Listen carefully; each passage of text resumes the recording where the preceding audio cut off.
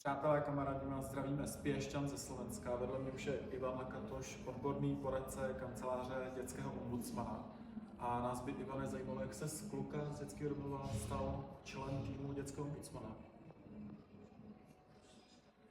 No, ono tu platí také klíše, že naozaj, že ak robíš to, čo ťa baví, tak prosto jedného dňa si ťa to nájde aj profesia.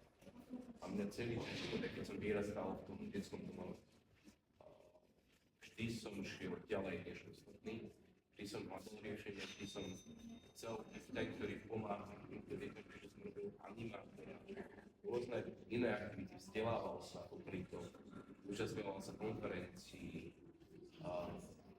No a náš komisár tým, že videl, ako som aktívny a chcel mať aj člena vo svojom týme, ktorý je z praxe, ktorý sa tomu rozumie,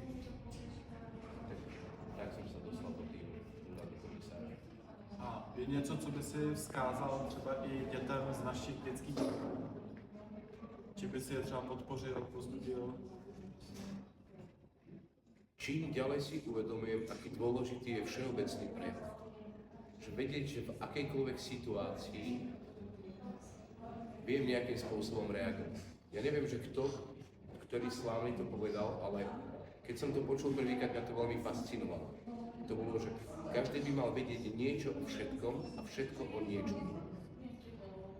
A že aj tým si buduješ to sebavedomie, tým nejakým všeobecným prehľadom. To bylo krásné. To byl Ivan Lakatoš, odborný poradce kanceláře dětského ombudsmana Slovenské republiky. A my se těšíme na spolupráci. Tiež sa veľmi teším a verím, že sa uvidíme aj osobne u vás v Čechách. Tešíme sa na vás.